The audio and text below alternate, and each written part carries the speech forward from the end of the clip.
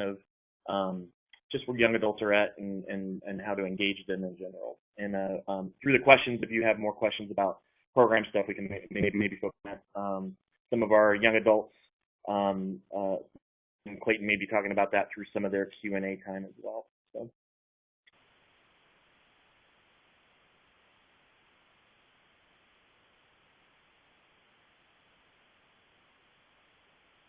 Adults that that engage them with a grace-based gospel, and that might sound kind of redundant, but it's just a time for them to remember, just as all of us need to remember, that it's about what Christ did for us, not about what we do or haven't done, or how bad we've been, or anything like that. It's also a time to remind that Jesus is bigger than any mistake that any of us can do, and so I think our young adults are there as well.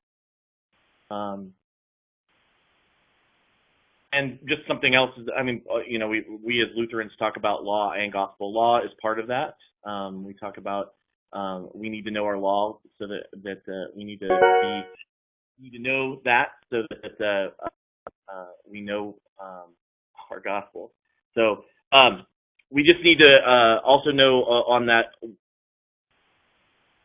Sorry, got to look at my notes. Okay. The second thing that we want to do is connect and support our parents. They are still the number one influencers and discipler of our young adults. And parents will be going through a new season in their lives as well. There are people already that are connected to your young adults, and so you want to encourage. Entry and exit chimes are off. We still on?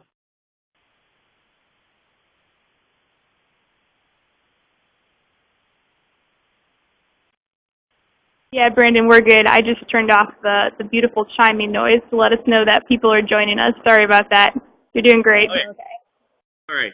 I'll stop getting distracted. We want to encourage our influencers, so these are people that are already in these young adults' lives, and so we want to make sure that we are connecting with them, encouraging them to connect with our young adults.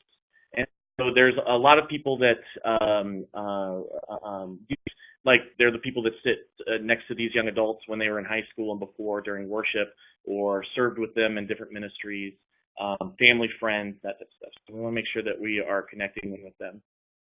And then young adults want us to be authentic and real. And so part of the authentic and real, you can tell at the beginning of this, was I'm a little nervous. So that is part of the being authentic. They want real answers, but they also want real life.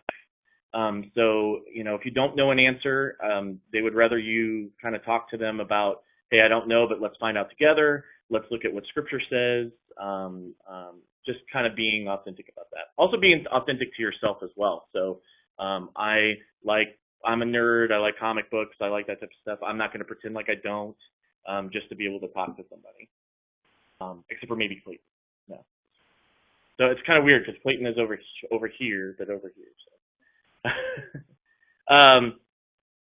Keep the summer, like as you talk about programs, keep it low maintenance. You don't need to overbook their summer. And so just, keep it something simple and something that they can do on an ongoing basis, but not necessarily overload their schedule. And just some things that young adults are. Young adults value quality time. Young adults want to be treated uniquely. There's tons of art right now out about the millennials. And we're going to talk to these two in just a minute. But millennials is almost like a cuss word now, because it's one of those things where they are talked badly about and treated uniquely, because we have a lot of Christian Lutheran young adults that are active in their churches and just love our Lord, and yet they're seeing all these statistics about how bad young adults are and how much they're leaving the church and all that stuff. So they definitely want to be treated uniquely. Goes back to the third point, is just respond to consistency. We want to be, our response needs to be consistent. If we're getting together, we need to be getting together once a week or on an ongoing basis. Young adults need to connect with both other young adults. They have a desire to connect with other young adults, but they also have a desire to connect with older adults. And so this is kind of where that mentoring process kind of goes to. And so just kind of going through that. Value service for and to others. Service is huge to our college age. And so if you're able to provide something for them, or if your church already does something, that's even better. And you can connect them and say, hey, we're doing this service, come alongside of us. And again, you're connecting them to other adults as well. And then they just need to be reminded of their vocation, that they have been placed at this place at this time by God. And so even the transition is a time for them.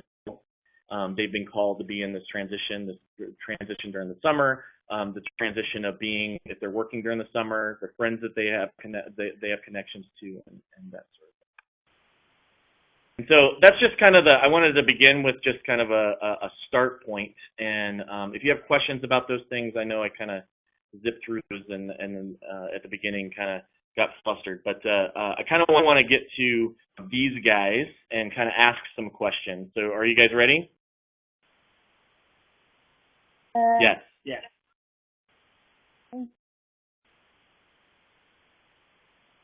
Okay. Yes. Yes. One of the things I mentioned, we talked about just in general, how young adults feel about the word millennials and how they're portrayed in society. How do you feel about how your generation is portrayed right now in our society in general? And personally for you, how do you feel you fit or break that portrayal? You want to go ahead? Maddie, you can go first. Okay. Well, for me personally, I'm not sure how I fit the millennial mold, I guess, because I'm at a unique place where I go to a school where I am completely surrounded by the gospel all the time, and so that's made for a very unique situation. I think the millennial name, though, is, or the stereotype of millennial is very on point. I think a lot of the things you were saying about how, we want other people to be authentic and real with us, and we want that commitment to other people and to service with one another. I think that's very true. I think right now our generation really likes to be a part of something greater than ourselves. But I think sometimes our society says that greater than ourselves isn't God, it's not Jesus, it's not the gospel, it's just some sort of bigger than us thing. Clayton? I would say that as the word millennial is definitely, I like that whole millennial is kind of a swear word because it gets so many people fired up, myself definitely included. Ever since I've been in high school, I've been having, that's kind of when I first heard the word millennial, and it's always been in like a bad tone. There's always people saying, hey, we're completely selfish and self-centered and egotistical generation that has either everything handed to them or they're just kind of the ones that are gonna. No one wants to rely on us to kind of take up the reins, and it's degrading. They just treat us like, I'm 22 and I still feel like a child, and me size, and that's just completely unhelpful. Fitting and breaking that mold, I would say that I do fit in the sense that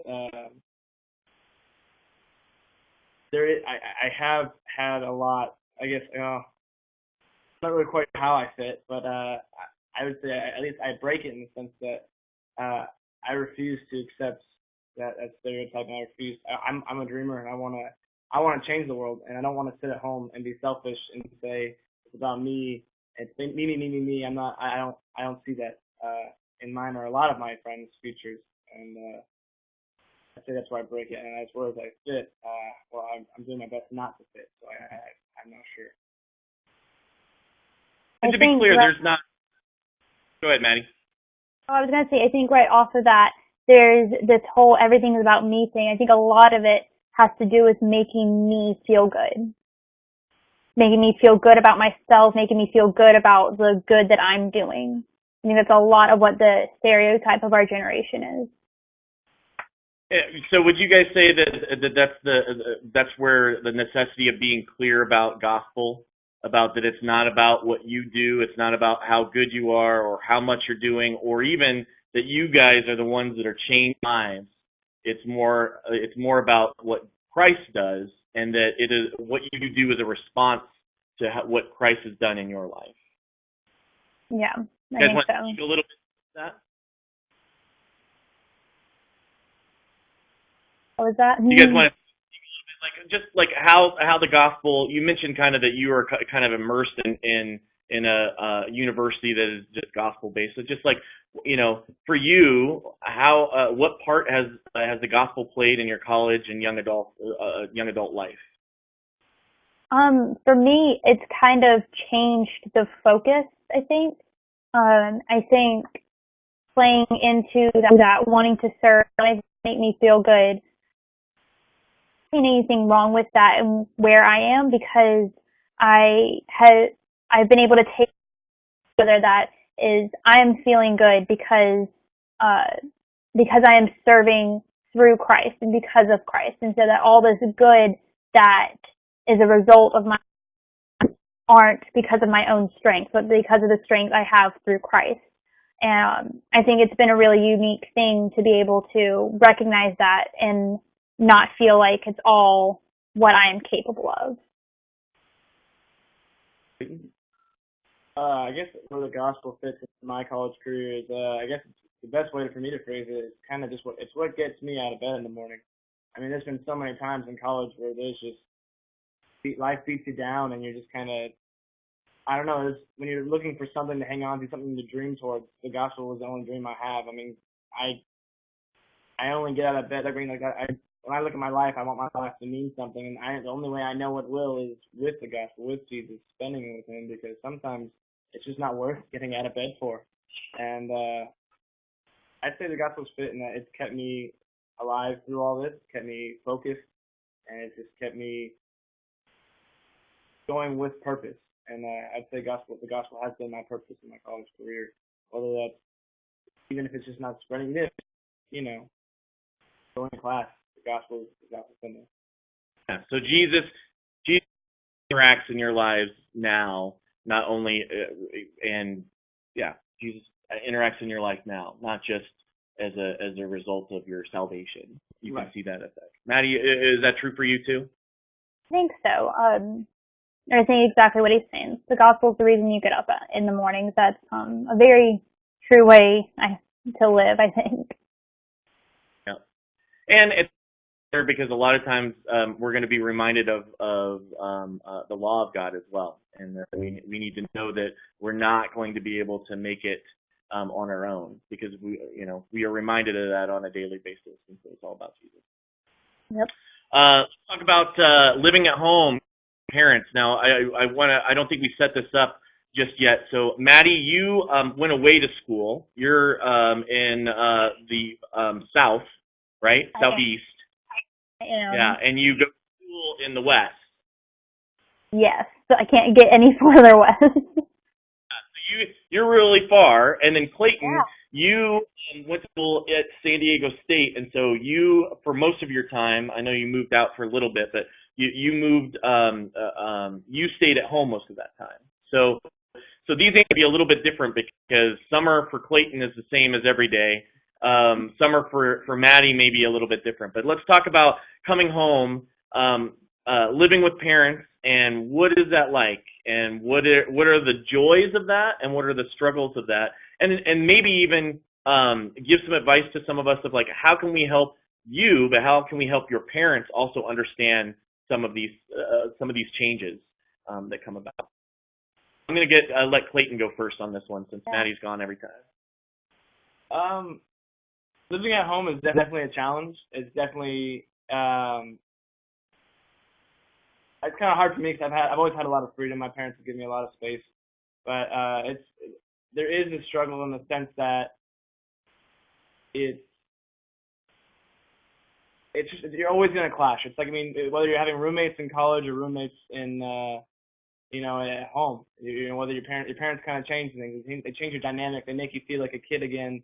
It's just, I think the best way to really convey coming home and being at home with your parents is to say, it's letting them know that I think freedom is everything, and when you're coming home, it's so hard to just kind of integrate and come back and say, all right, I've had all this freedom, I've done all this stuff, but now I gotta kind of fit back into an old role.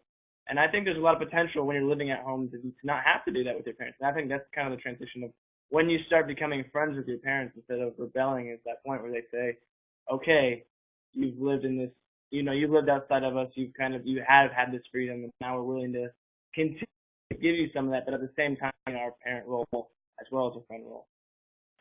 I would say that would be my advice, and you can kind of convey that in any way. Maddie? I think the integrating at home part is an interesting thing. What was different for me, besides the fact that I lived on the other side of the country for the entire year, was I came home to a new baby sister. And so that completely changed the dynamic in my household. It was my oldest to my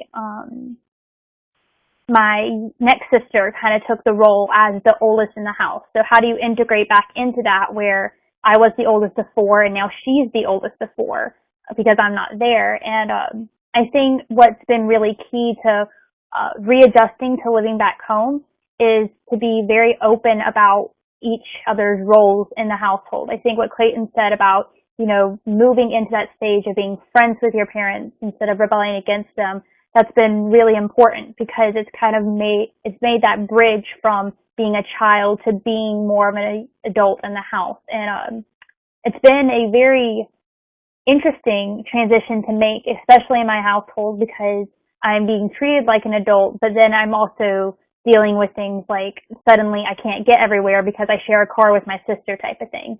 So it's been an interesting transition, and I think young adult is the perfect way to describe that because there are teenage issues I'm dealing with, and then there are adult things I'm dealing with too. I think maybe it's important for us to remember that your parents are also in the transition. And so churches can help parents understand that there's going to be some transition here. They can help the young adult remember that there's a transition here, and that it's a process.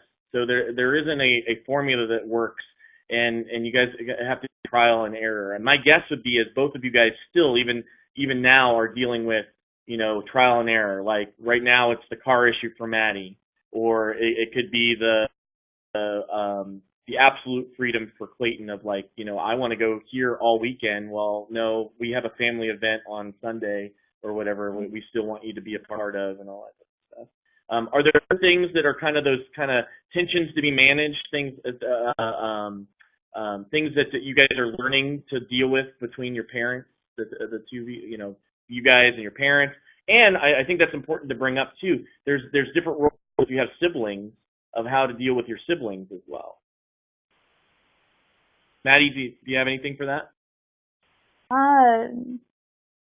I don't really know. I think it takes a lot of open communication to be able to make these transitions. I think a lot of it has to do with being willing to be open with your parents. I know a lot of my friends who have come home and they don't tell their parents anything that it might be effective for them, but I think there's something to be said about having very open communication with the members of your family so that you can all kind of be on the same page and understand how one another are feeling to try and make this transition from teenager to adult and from parent of a teenager to parent of an adult.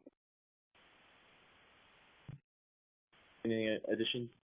Yeah, actually, I think one of the cool things about working with young adults who live at home or stay home for college is, I wasn't really thinking about it, but I was just kind of on reflecting about it, was that instead of having that whole, talking about the transition of moving towards being friends with your parents or becoming closer to your parents in that way, is the thing when you stay in college is you get to experience your entire coming into an adult with them every day. When I was out on my own, I talked to my mom once a week, and that was it was nice. But then now I talk to her every night, so it's kind of she gets to experience every moment of my becoming an adult, and I get to be honest with her about everything and all that's going on in my life, and it's very interesting. I think it's one of the things I'm thankful for, and that I got to stay home, is that I don't spend time away from them, so they get to experience my maturing, and I get to experience their maturing every day.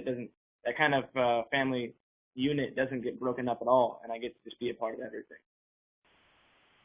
I know you guys don't love statistics, but I do, and so one of the statistics are that even for most young adults, even in college, your parents are your influencers. Would you agree with that for you personally? Would you see that with most of your friends as well? I know I'm kind of asking you to make a judgment on your friends, but do you think that even with all the friends out there that they have and other adults out there and media and all that type of stuff, would you say your parents are your biggest influencers in life? I would say, Yeah. right. Oh, go ahead, Clayton. You can take it.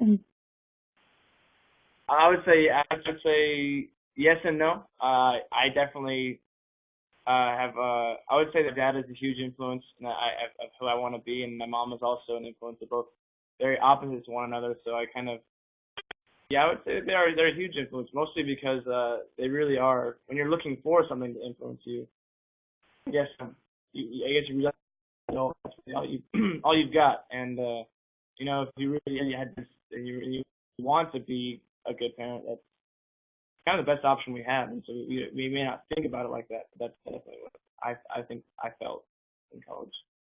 Maddie? I would say my parents are one of my major influences for sure. I think part of that would be attributed to being financially dependent on them still, because I'm a young adult still. I just finished my first year of school, and I'm not working full time during school quite yet, and so I would say being financially dependent on them has made it so that they are a bigger influence in my life, because if I want to go do something that I can't afford, then I kind of have to talk to them about that. As for my friends, it's really interesting you would bring that up, because I've seen it both ways. I've seen kids who came out of high school with really good relationships with their parents, and their parents still are a huge influence over the things that they choose to do.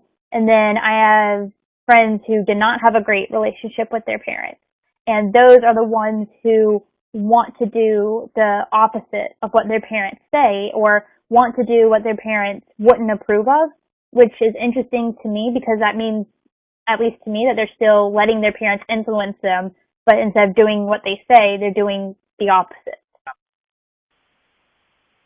Maddie, that's a good segue to then the importance of having other adults in our life that speak into our lives. And so can you think of adults in your life, specifically Christian adults from your church, that stayed connected with you throughout the year that you were, maybe not every day, or every week, but stayed connected to you while you guys are in school?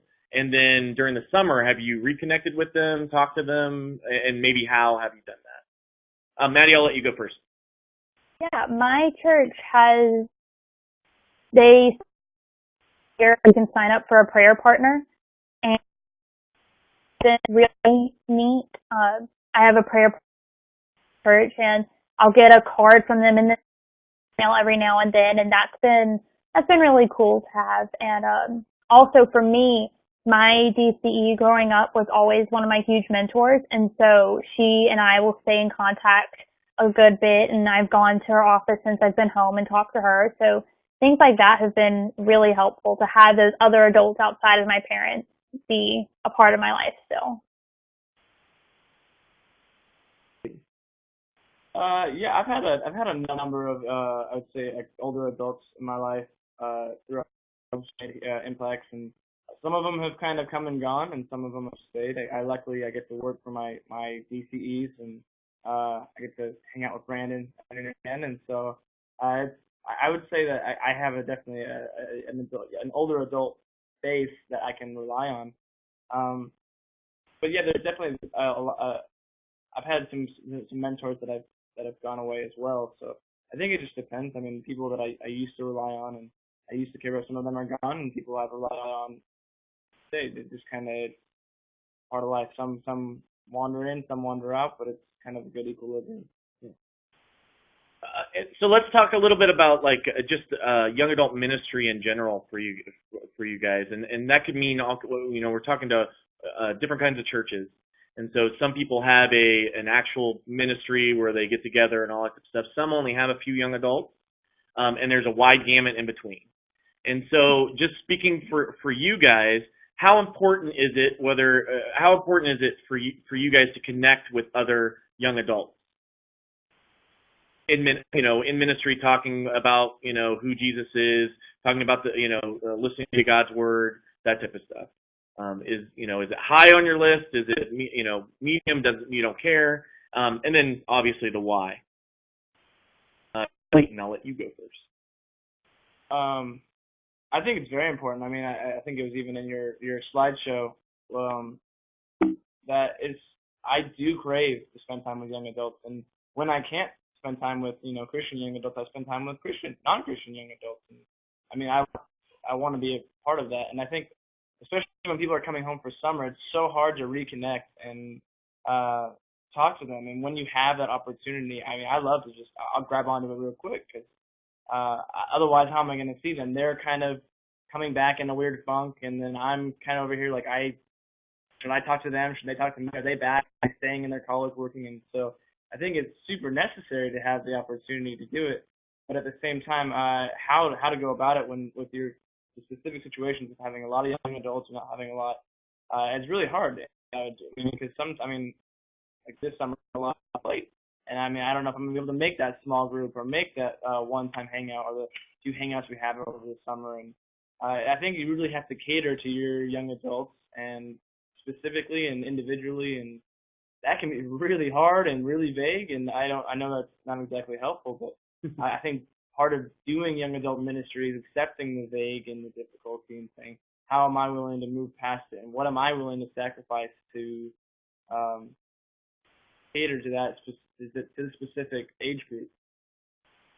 Maddie, along that, and you can answer that question too, but, do things like being consistent, like, we know that there's always a worship service, right, on Sunday morning, having consistency, even where young adults can come to a worship service or an event, or, hey, we get together at a coffee shop, or are those things important? And again, how important is it for you to be connected to young adults? Those things are very important, and I don't think I would have realized how going into college and then being home now, I'm realizing that. A huge change for me since I have been home. What I've noticed is that I went from being with a lot of young adults all the time, a lot of Christian young adults, people who could support me. I went from that to being home with just a handful of my friends and not having that everyday connection with them. And I've seen how that has affected me and how it's impacted me. And it's hard to leave a very regular interaction. I think in being at home and connecting with young adults, one of the greatest things that I've noticed is that my small group from high school, we still try and get together when we're all home over summer. And even if it's only 2 or 3 of us that are home, we try to get together every other week or so, and we'll get coffee or we'll just hang out. And that's been really, motivating, I think, in my relationship with Christ still, because it's hard to do. You can't do it by yourself. And to have people that I relied on growing up to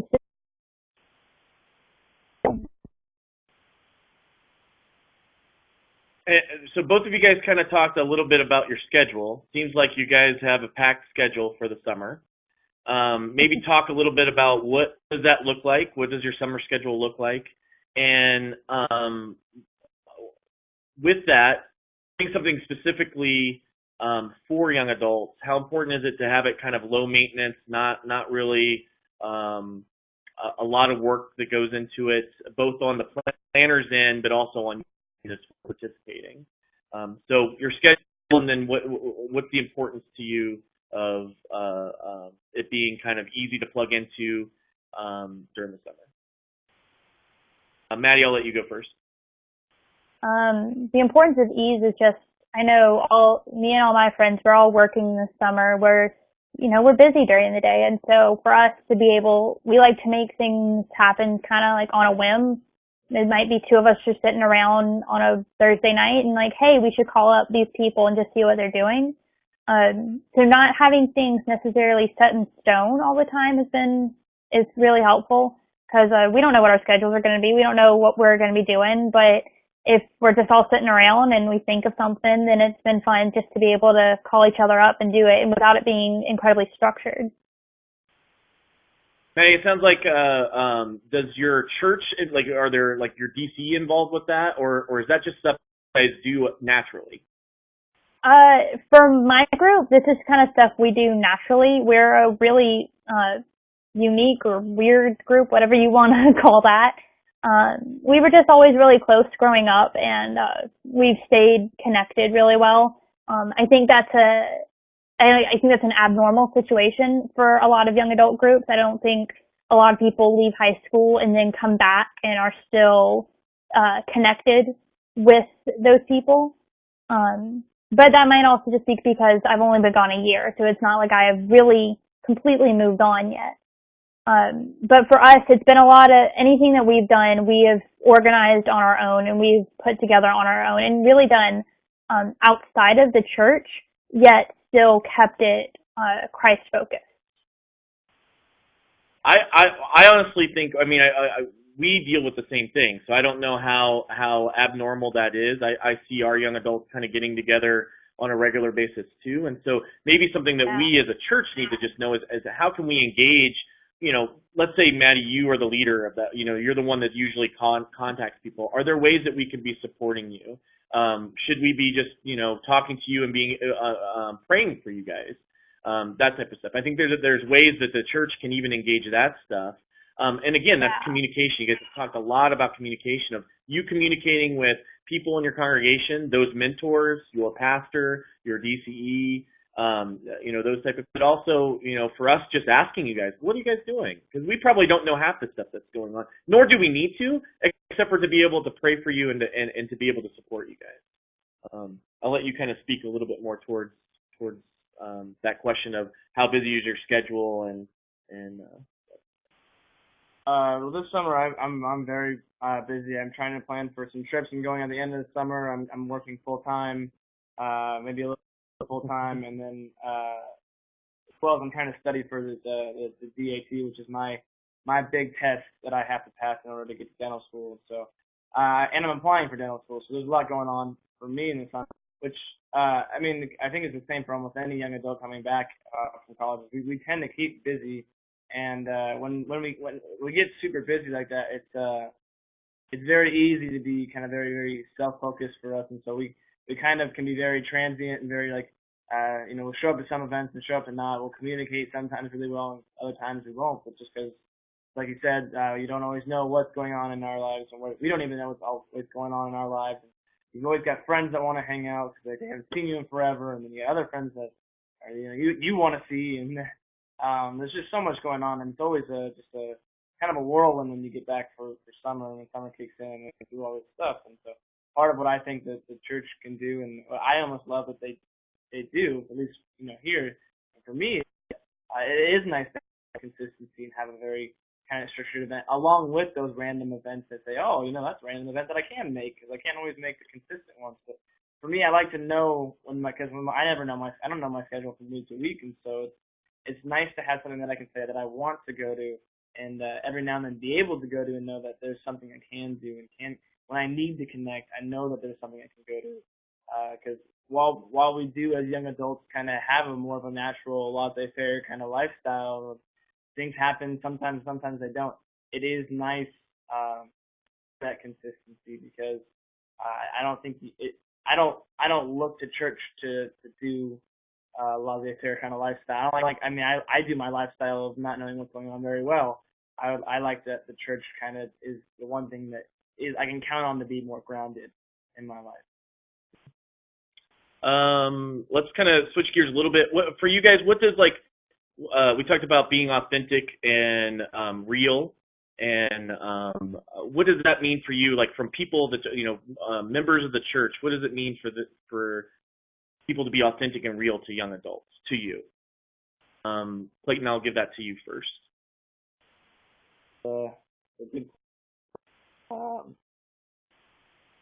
I think authentic and real to me is in the church is exactly what it is outside of the church.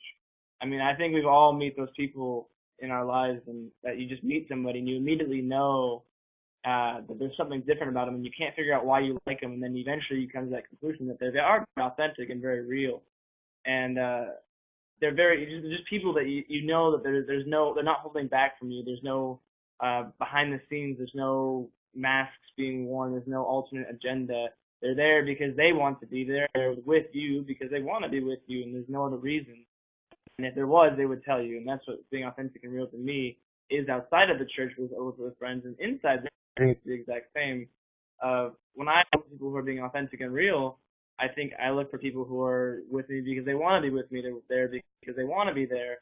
And when they talk to me, I don't feel there's an alternate agenda. It's kind of like, I don't want to have a target on my back for being a young adult or for being, whoever I am. I don't want someone to talk to me because they need to talk to me for some reason. I want someone to talk to me because they care about me, and I want them to talk about God with me because they care about just talking about God. They just like talking about God. They want to see it with me. And I think that the biggest thing is to know the difference between, at least to me, I think there's a huge difference between authentic and real and honest. And sometimes being honest isn't being authentic and real. It's just because and that sounds weird, but I think everyone's truth can be a little different at times, especially when in college. Truth changes all the time for us, at least, whether it's from teachers or scripture or church or whatever. Truth is always changing, and I think when I look for someone who's authentic and real, I look for someone who's it's just part of the persona. It's just someone who wants to be there because they want to be there. There's no agenda, and yeah. So would part of that be willing to listen to somebody else's truth, even though we believe biblically that God gives us truth through His Word, through His sacraments. But being authentic is allowing you guys to be authentic too. That not coming down of judging, listening, having a conversation, share with you what we believe or what we think, but not necessarily coming down on you as far as letting you have the process, or maybe not you personally, but like other people that are dealing with those things. So that as you're going through and you've encountered another truth, that the conversation allows you to be able to engage God's Word instead of kind of shut it down. Absolutely. I don't think I could have said that any better. I guess what I was trying to get at with that whole honesty thing, I know it's being very vague and weird, but the point I was trying to make is I was referencing just my past stuff. I've had myself and so many people that I've met that have been kind of burned by churches or burned by leaders or burned by people they used to rely on when they come back. And I mean, part of, the hugest part of college is change and perspective shifts, and just everything's changing. And there's been times when you're just we're just trying to grapple with what we believe and what we love and what we hate and all this stuff. And there's times it's so easy for us to get burned by church leaders, and they want to be honest in the sense that they want to tell us their truth, and they want us to come back to their truth. And part of us probably does too, but we have to come to terms with that. I mean, I exactly what you said. I want, when I come to church and when I come back and when I meet with people, I want to meet with people who just want to listen and just be there. I mean, that's just part of being a good friend and being a good mentor and being and just caring about people. It's just real focused listening and real focused just living with each other. Maddie? I think he made a great segue to what I was thinking about. I think our generation really does care so much about being authentic and real. And I think what Clayton was saying about being burned by some of the people of our church when we have these questions and when we want to speak out what is true. I think we're very quick. I think we or adults or I don't know, as a church we can be very quick to want to shut down questions because we're afraid of what if you think something different and what if what you think isn't true. But I think that in this idea of wanting to be authentic and real with people, that our generation wants questions to be embraced. We want to be told that, it's okay to have questions and it's okay to want to talk things out to try and understand them. And, I was always taught, ask questions. If you don't understand this, ask. We want to hear this. We want to discuss this. We want to make it so that the ultimate truth of the Bible and of God's love and of Christ's salvation. You want to understand that, and you're never going to be able to fully understand it, but to be able to have questions, I think that's a part of being authentic and real, is that the adults that we seek, that we look to as mentors, to be willing to talk these questions on. If they don't know, to tell us, to be honest, say, you know what, I have no idea, but let's look at that together. I think that's where the authenticity of our generation can still use the gospel. I think that we can't just shut down like, we want to find our own truth and so just disregard, the Bible or something. I think our generation looks for authenticity, and the willingness of our mentors to help us answer questions or to find answers using the Bible, I think, is really important. I have a few more questions, but those people that are here in the webinar, if you have questions, please put them down. I don't know if Amy has seen any yet. She hasn't chimed in. I'm going to ask the next question, but if you guys have questions, whether it's to what these said specifically or what presentations, or if you want to, I know a lot of questions I usually get is programmatic stuff, and we can talk a little bit about that at the end here. So if you have questions, just type them in your message box, and we'll get to them. But I'll ask this one for you guys. How important is service, doing things for others? And that looks different for a lot of people, but how important is that to you? And again, I'm kind of asking you guys to go, beyond you and those people that you hang out with. How important is doing service to others or to you guys? Well, I've seen Maddie. That's fine. I've seen service be a really big part of what people want to do. I know with this year's Lutheran Youth Fellowship training, we talked a lot about cross-generational and how do you incorporate the younger people with the older people, with the middle-aged people, with the babies. Like, how do you make everybody feel included, and how do you, serve everybody? And I think what I remember being a huge thing from a lot of the young people there is wanting to serve alongside one another. And I think, I don't know if that's a generational thing or if that's, wanting to serve because of Christ's love for us, our Christian living. But I definitely have seen that be a very important aspect of these high school and young adult people's lives as this millennial generation is moving into true young adulthood, and the generation coming up is moving into that teenage, younger young adulthood. I'm seeing service be a huge part of what we want to do. I would agree. Service is huge, and I think the reason why it's so, to me, I think the best thing I love about service is that it's not just in the church. It's just the one thing that I love about my generation. I think it's hard to, some of the negative things that was that every day I see people dreaming. Everyone wants to change the world. Like everyone we meet. I mean, just last night I was just sitting there talking with guys who were saying it's not enough. It's not enough to just get enough. I mean, yeah, I want to be rich. Yeah, I want to have all these things, but it's like, no, at the end of the day, I want to make a difference, and I want to make a real difference. And, Christian and non-Christian alike, it's just everyone wants to change the world. And for me, service has been huge in my life, and it's just so, and when I had to stop serving, I was serving too much. And I burned out for a little while, and it's been, in the time that I haven't served, it's kind of killed me a little bit because I just miss it so much. And it's just been such a huge impact. I'm kind of all jumbled up because it's all right. I started, so you're good. Yeah. Service to me is it's the gateway to changing the world. And part of being a millennial to me is saying, hey, I want to change the world, and I have the potential to change the world. And the only way to change, other people's perspectives and my own heart is to serve. And I've felt that in my own ministry, in my life, and I've seen it in the works of other people and my friends and my family. And it's so easy to see results when people are doing something and are really serving, and when people are really trying to change the world, there's always results, there's always fruit, and that fruit tastes good, so it's good. Yeah. So, and I think that kind of brings us full circle, right? Because we talked about starting with the gospel, and we, as we go and serve too, we need to be reminded on a regular basis, because you're right, the generation wants to serve.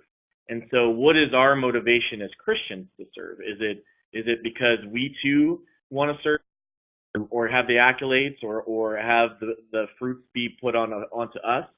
Or, and I say us like I'm a millennial, I'm not, for you guys, or is it something that we're pointing to, that Christ has done something for us, Christ has saved us, and therefore we want to serve just like Christ has served. You want to speak a little to that, Maddie? Just a real quick bit about that. Brandon, I think you and I actually talked about this, about how millennials would pick a job that makes a difference over a job that pays a lot of money. I feel like we might have talked about that, or I talked about it with someone. And I think that's so true. And what we have to focus on as Christians is exactly what you're saying. Are we doing this service for our own pomp or for our own accolades, or are we doing it for Christ? And I think it's so important, I think, as Christians to help teach our young adults that this service we're doing is not at all by our own accord, and it's not at all by our own strength. It's all because of our salvation through Christ. And I think that's what separates the Christian young adults from the young adults, is I think we have to continue to teach that we're not doing this for salvation. We're not doing this to earn merit. We're doing this to spread love and to show love. And I don't know the answer. I don't know how to continue to do that, but I think that's what is most important for the young adults right now, is the impact that of showing Christ's love because of his love for you. I really appreciate that. And we've had a couple questions come up that I'd love for you guys to answer. Regina has asked, what has been the strongest influence from your church that has helped you to remain a faithful Christian now? So things, as you think back to junior high and high school, key components to your experience at church that has influenced you and helped mold you into the strong, faithful Christians that you guys are today. Clayton, you want to take a step? Sorry, go ahead. Yeah, I can take a step. I guess I didn't really kind of find God until high school, and he found me, and then but where all the huge development in my life was was Christian camping. I mean, I know that's always been a huge thing, but I worked at a Christian camp. I attended a Christian camp in junior high, and I worked there in high school. And I guess that was a huge development for me. But as far as and then in the church, I would say it was coming back from those camps, those moments, and the time to develop away from all the stuff. When I came back to church, I think the thing that really helped me develop and grow was service opportunity. Serving is honestly what kept me alive for a long, long time. And but it's never enough just to serve, because like I said, I burned out, and after a few years of it, because I was just so overloaded. But what kept me going was a combination of service opportunity and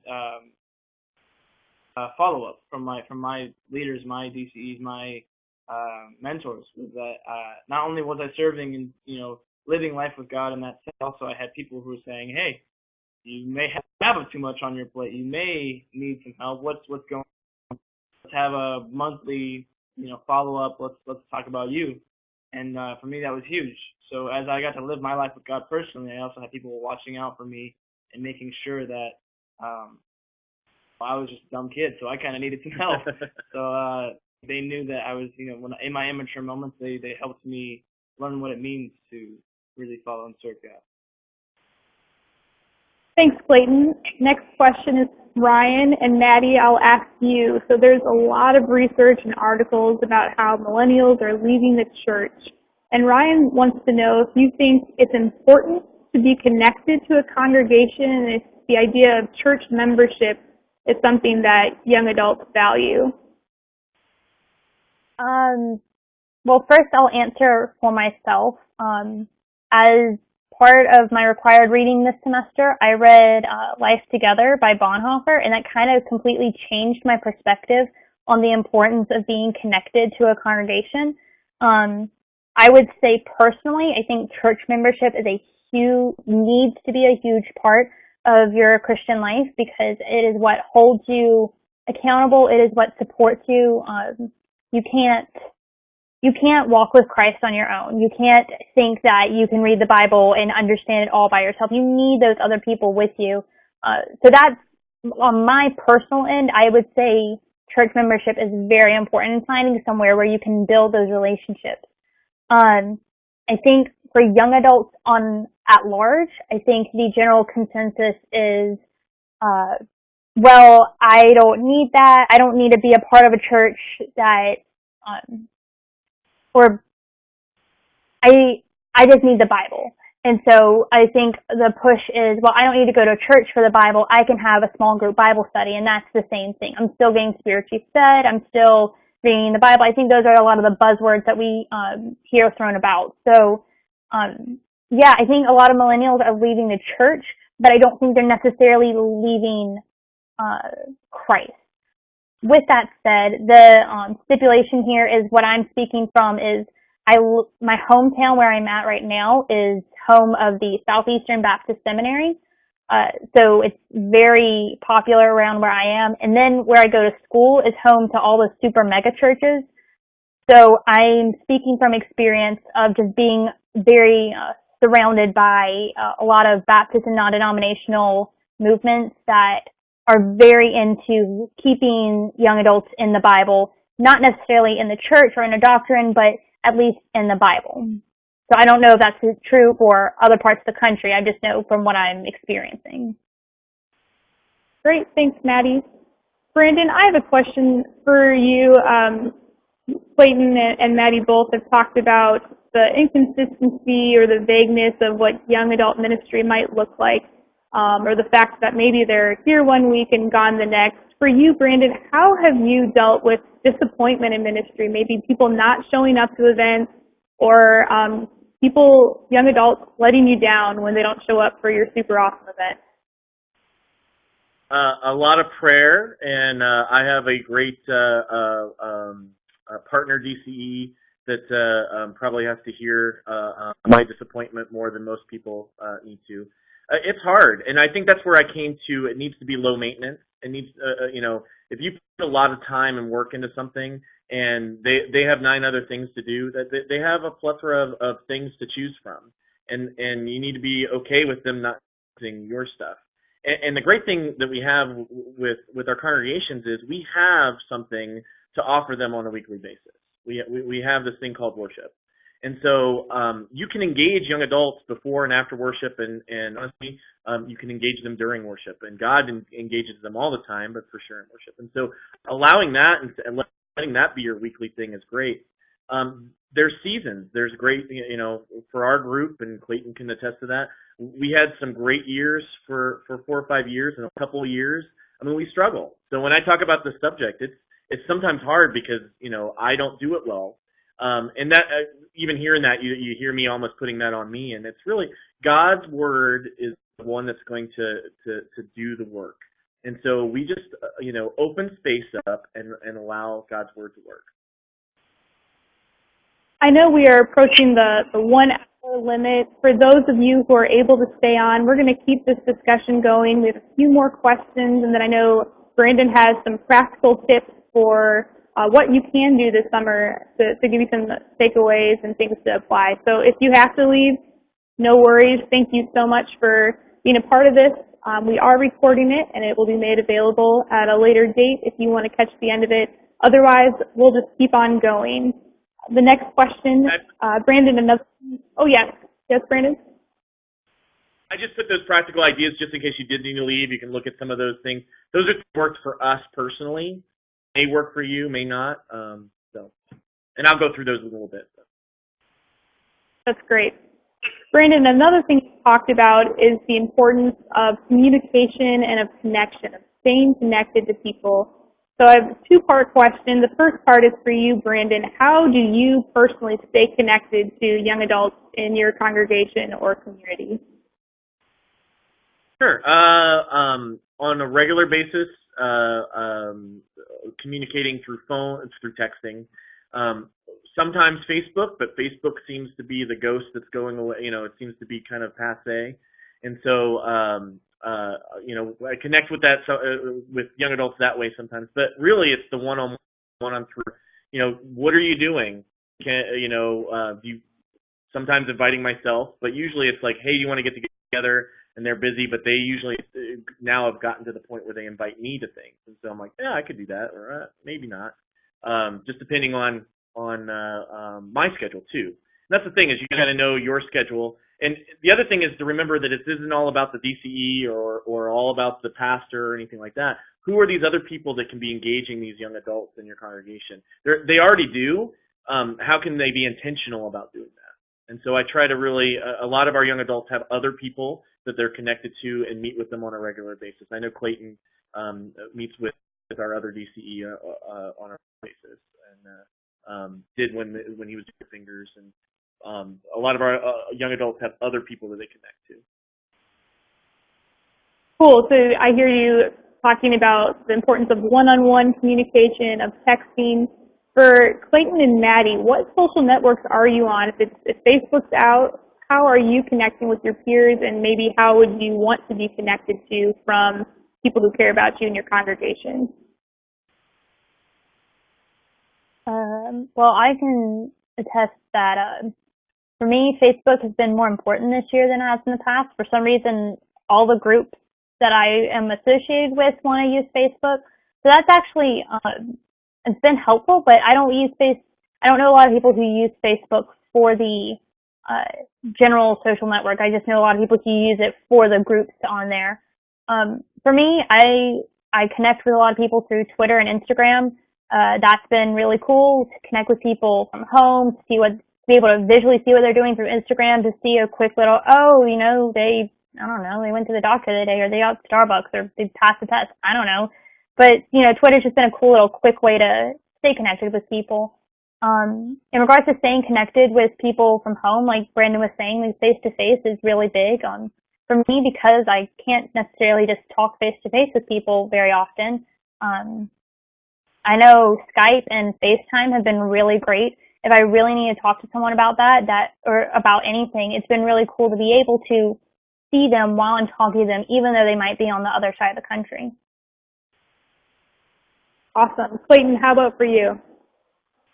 I just use Facebook.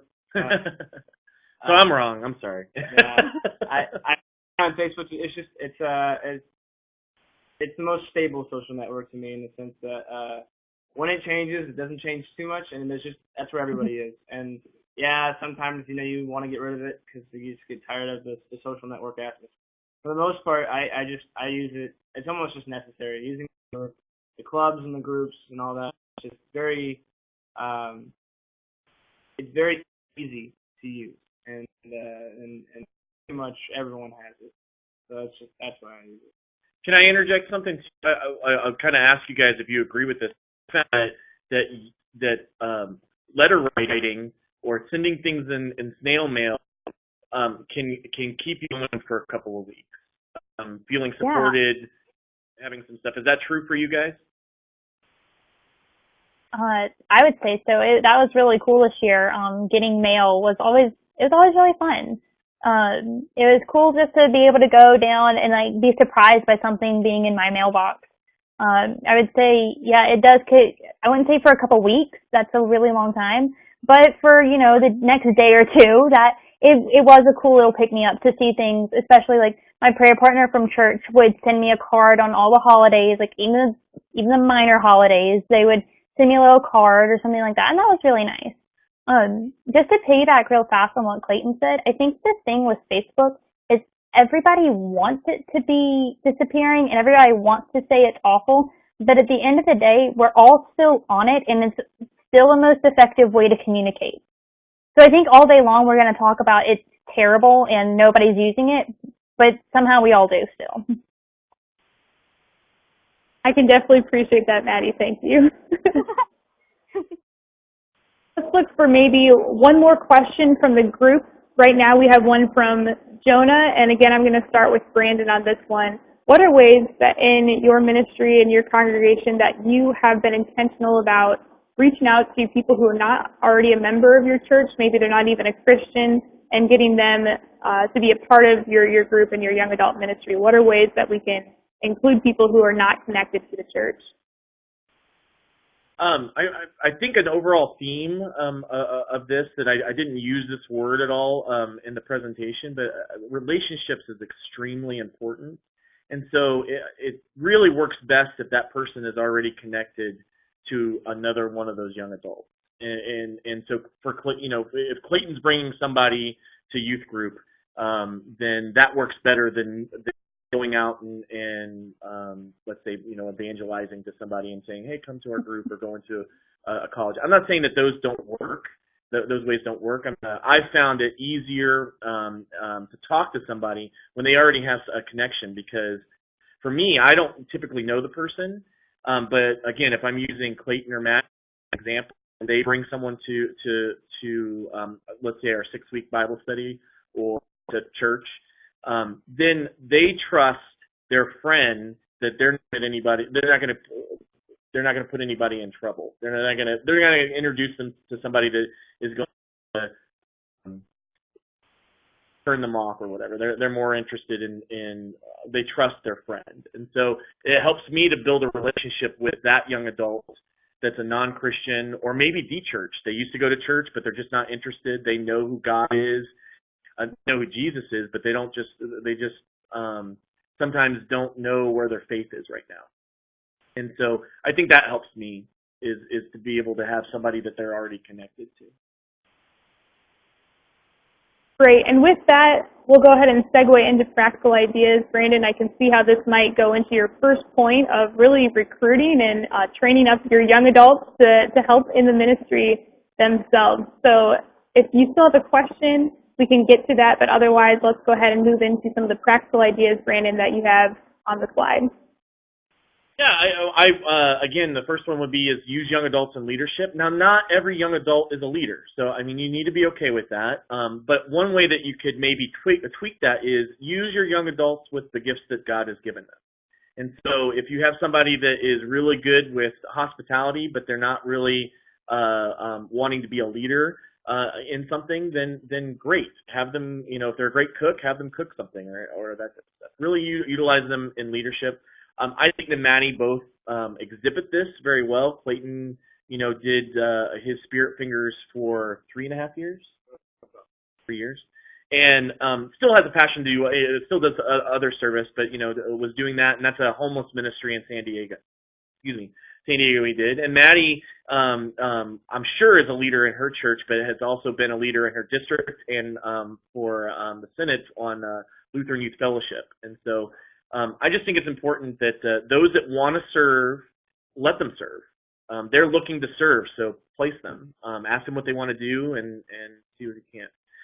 Enable and equip young adults to do ministry. That kind of goes to the next step of leadership of like saying Clayton, as long in a conversation with Clayton as the example of like, hey, we can't like financially support that, but we can totally support you and give you some resources from here and get drivers together and give you a facility to use and that type of stuff. And then he was able to roll with it, and it gave him some. I'll let you talk to it in just a second, but it gave him some abilities to be able to say, okay, well then I have to do this, this, and this, and we also gave him the option of failure, which he didn't do, but he did. I said coffee or food night. We even said bar night. Those are for 21 and olders, of course. But we used to get together. The reason I say coffee and food night, we used to get together at like a restaurant on a weekly basis. And because of the economy the way they are, young adults don't spend as much money, I think, at least on food and stuff. And so more like having a coffee is, even at Starbucks, is probably cheaper than getting a dinner once a week or something like that. And so just having a time to get together. This is one of my favorites. It's called Dinner and a Show, and we do that once a summer, and we just get together. We decide to go downtown for a show. We get all dressed up, and you'd be surprised how many young adults like to get dressed up. And we have dinner together, and then we go to a show, like a comedy show or something like that. And then, a set amount, like, don't try to overbook your summer, but, 5-week Bible study, 6-week Bible study, something like that.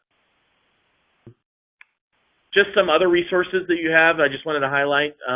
You have the LCMS Young Adult Ministry. That's at lcmsyam.org. If you're looking to connect your students to other congregations or other LCMS ministries, you can go to lcms.org/LCMSU, and they have a great thing. And then Orange Nation, we just kind of I usually throw a lot of those articles that people talk about mental illness, and I don't try to just put the negative ones up. But what I do is I say, what do you think? And a lot of our young adults are on there, and they give their 2 cents about these things, and so there's some great discussion. So I say I don't use Facebook. We do use groups quite a bit, like Maddie said. And then there are some service opportunity this summer as well. There's one that's starting today if you're in the St. Louis area, and that's May 29th to June 1st. And then we have the Orange Nation sermon event July 24th to the 27th, and that's in San Diego, where Clayton and I are at. So besides that, I take any other questions. Thanks, Brandon, so much. Clayton and Maddie, too. It's been great to hear from you guys and to learn and to grow and be encouraged, too, and what is working. I know just hearing from you, Clayton and Maddie, it's encouraging to know, like, hey, there are awesome, solid young adult Christians out there, and I thank you for being leaders in your communities and schools. For those who may be interested in the sermon event that's still coming up in July in San Diego, you can hang out with Brandon and Clayton and many other young adults. We'll put that link up here at the end to connect there to share with young adults in your congregation.